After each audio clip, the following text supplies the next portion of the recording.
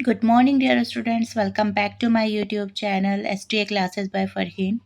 आज हम एक टॉपिक स्टडी करने वाले हैं, types of sentences. English grammar का मोस्ट इम्पॉर्टेंट टॉपिक है यह भी। यहाँ से भी क्वेश्चंस एग्जाम्स में बनते हैं। सारे के सारे कॉम्पिटिटिव एग्जाम्स में मिनिमम 1 2 3 क्वेश्चंस यहाँ से उठते हैं। सारे टाइप्स ऑफ सेंटेंसेस हम इस वीडियो में कवर करने की कोशिश करेंगे। वीडियो के एंड तक बने रहिए। चलिए स्टार्ट करते हैं टाइप्स ऑफ सेंटेंसेस। सबसे पहले इसकी definition. A sentences is a group of words. जो सेंटेंसेस होते हैं वो एक वर्ड्स के ग्रुप होते हैं that express a complete thought, जो कि हमारे सारे के सारे थॉट्स को शो करते हैं या एक्सप्रेस करते हैं। In English grammar sentences are classified in different veg.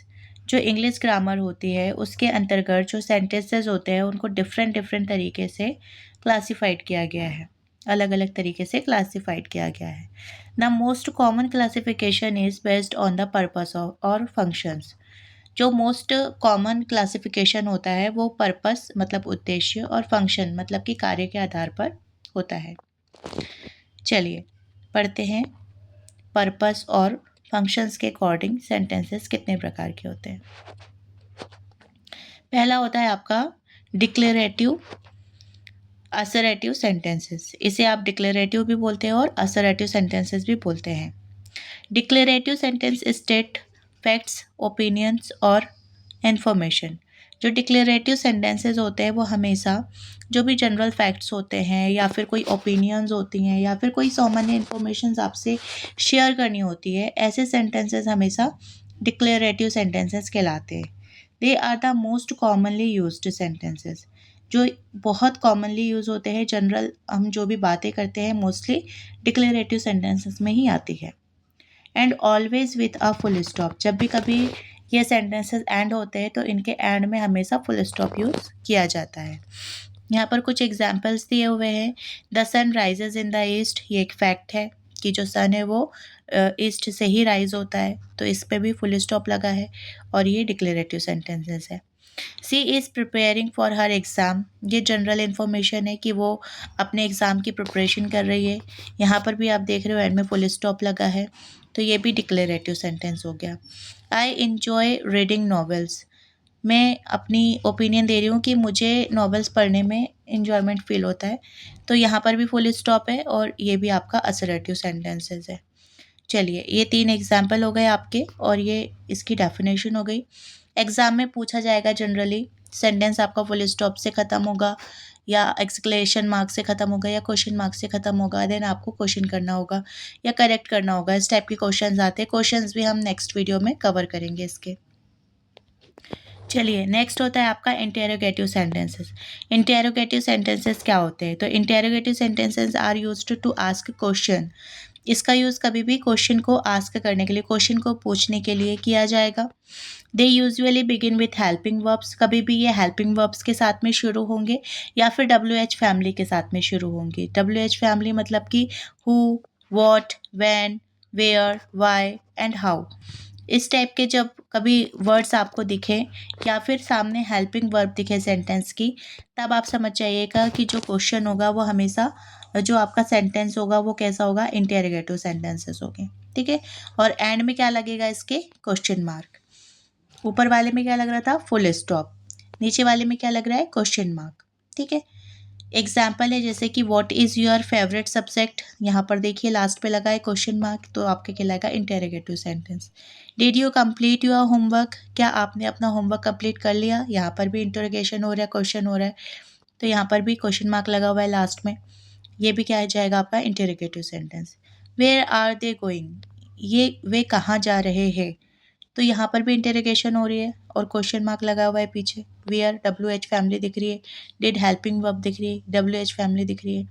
इस टाइप के सेंटेंसेस कहीं पर भी आपको दिखे तो आपको बेझिझक लगा देना है interrogative sentences.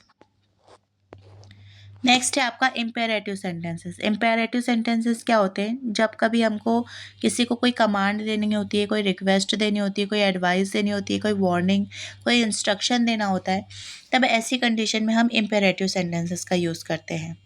The subject you is usually hidden. जो सब्जेक्ट यू होता है ना, वो हमेशा क्या होता है, हिडन फॉर्म में होता है, दिखता नहीं है वो आपको।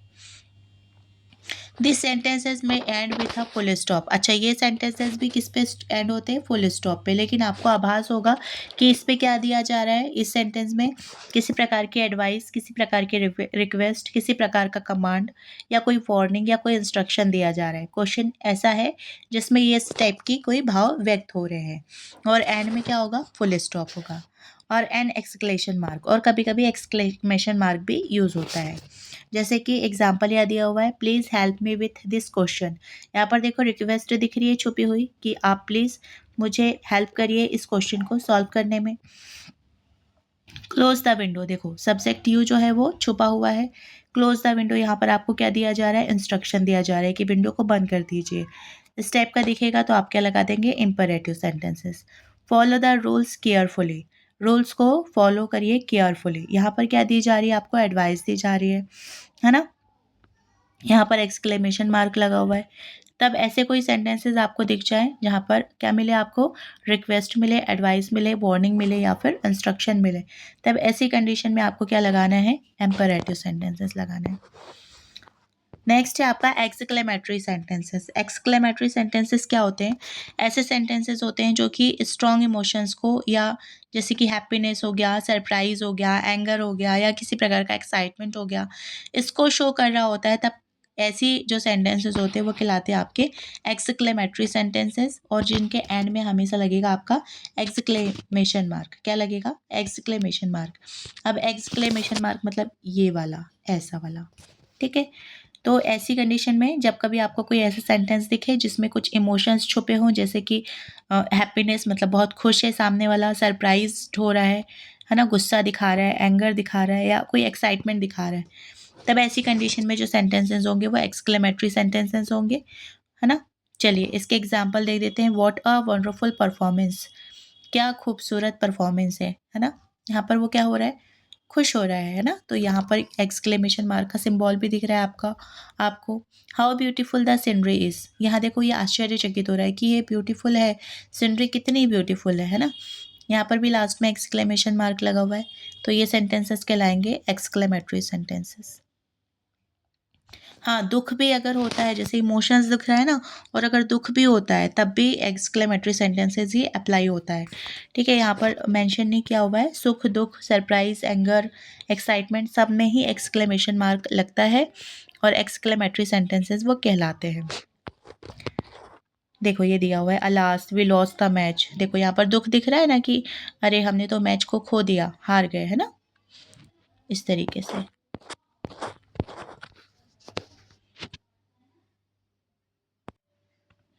अब है sentences based on structure. Structure के आधार पे सेंटेंसेस कितने प्रकार के होते हैं, तो जैसे कि हो गया यहाँ पर सबसे पहला सेंटेंसेस आपको दिख रहा है सिंपल सेंटेंसेस। सिंपल सेंटेंसेस क्या होते हैं, जो कि सिर्फ और सिर्फ एक इंडिपेंडेंट क्लॉज को यूज़ करते हैं और एक्सप्रेस अ कंप्लीट आइडिया, और अपने एक ही क्लॉज में सारे के सारे आइडियाज़ को एक्सप्रेस कर देता है। ऐसा सेंटेंस कहलाता है सिंपल सेंटेंस। क्या थ्योरी होगी इसकी, कि जो सिंपल सेंटेंस होगा वो हमेशा कंटेन करेगा ओनली वन इंडिपेंडेंट क्लॉज, उसके पास एक ही इंडिपेंडेंट क्लॉज होगा जिसमें अपने वो सारे आइडिया को क्या कर देगा, कंप्लीट आइडिया को एक्सप्रेस कर देगा। जैसे कि एग्जाम्पल दिया हुआ है, शी राइट्स एवरी डे, वो प्रतिदिन लिखती है, ठीक है। यहाँ पर देखो एक ही क्लॉज है और अपना सारा का सारा आइडिया उन्होंने इसी क्लॉज में डाल दिया। नेक्स्ट है कंपाउंड सेंटेंसेस। कंपाउंड सेंटेंसेस क्या होते हैं, तो a compound sentence has two और मोर इंडिपेंडेंट क्लॉज। टू भी हो सकते हैं और टू से ज़्यादा भी इंडिपेंडेंट क्लॉज हो जाते हैं।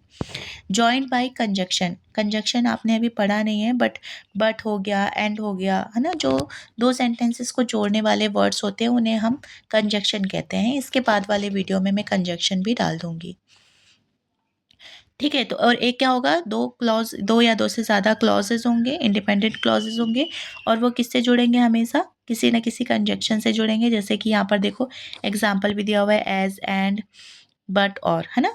देखो यहाँ पर एग्जाम्पल दिया हुआ है, आई वॉन्टेड टू गो, मैं जाना चाहता था, बट इट वॉज रेनिंग, पर बारिश हो गई, तो मैं अब नहीं जा पा रहा हूँ।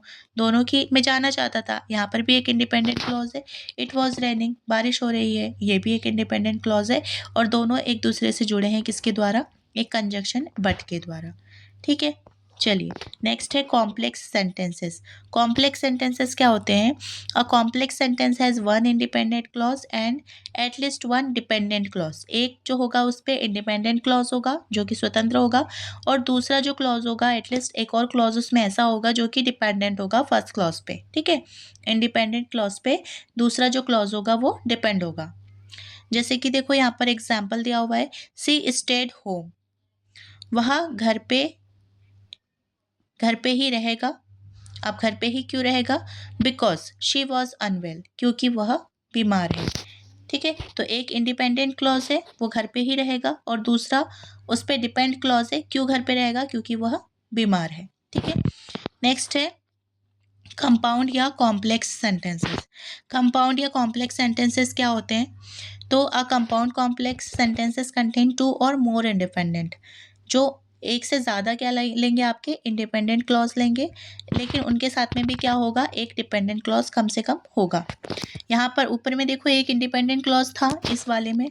ठीक है, ऊपर वाले में जो था वो एक ही इंडिपेंडेंट क्लॉज था और एक ही डिपेंडेंट क्लॉज था, लेकिन कंपाउंड में और कंपाउंड कॉम्प्लेक्स में क्या होगा, टू और मोर इंडिपेंडेंट, मतलब दो या दो से ज़्यादा इंडिपेंडेंट क्लॉज होंगे और एटलीस्ट वन जो होगा उस पर डिपेंडेंट क्लॉज होगा। एग्जाम्पल यहाँ दिया हुआ है, आई वॉज टायर्ड, मैं थका हुआ हूँ, but I finished my work, पर मैं अपना काम फिनिश करूँगा, बिकॉज इट वॉज इम्पॉर्टेंट, क्योंकि वह ज़रूरी है। देखो यहाँ पर बिकॉज और बट दो क्या लगे, आपकी कंजक्शन लगे हैं, और ये दो जो सेंटेंस जिनसे जुड़े हुए हैं ये कैसे हैं, इंडिपेंडेंट क्लॉज पे डिपेंडेंट क्लॉज पे। ठीक है, आप देखिए यहाँ पर क्विक समरी देख लेते हैं। तो पहला देखो डिक्लेरेटिव पढ़े थे अपन ने, उसमें क्या होते हैं, सामान्य स्टेटमेंट्स होते हैं, है ना। दूसरा अपन ने पढ़े थे इंटेरोगेटिव, उसमें क्वेश्चंस अपन कर रहे होते थे। तीसरा अपन ने पढ़े थे इंपरेटिव, जिसमें हम कमांड दे रहे होते थे। चौथा हमने पढ़े थे एक्सक्लेमेटरी, स्ट्रॉन्ग फीलिंग्स जिसमें होती थी। फिर हमने पढ़ा सिंपल क्लॉज, ठीक है, सिंपल सेंटेंसेस जिसमें सिर्फ वन क्लॉज होता था। दूसरा हमने पढ़ा कंपाउंड, जिसमें टू इंडिपेंडेंट क्लॉज होते थे। तीसरा हमने पढ़ा कॉम्प्लेक्स, जिसमें एक इंडिपेंडेंट होता था प्लस एक डिपेंडेंट होता था, और कंपाउंड कॉम्प्लेक्स में मल्टीपल क्लॉजेस होते थे। ठीक है, इस तरीके से आपको क्या करना है, सारे सेंटेंस को एक बार और रिवाइज कर लेना है। मोर देन 2-3 टाइम्स आप इस वीडियो को रिपीट करेंगे तो आपको सारे के सारे सेंटेंसेस क्लियर हो जाएंगे। ठीक है, अगर आपको वीडियो पसंद आई होगी तो प्लीज़ वीडियो को लाइक करेंगे, चैनल को सब्सक्राइब करेंगे, बेल आइकॉन को प्रेस करेंगे और नीडी स्टूडेंट्स तक के इस वीडियो को शेयर करेंगे। मिलते हैं नेक्स्ट वीडियो में, तब तक के लिए बाय बाय।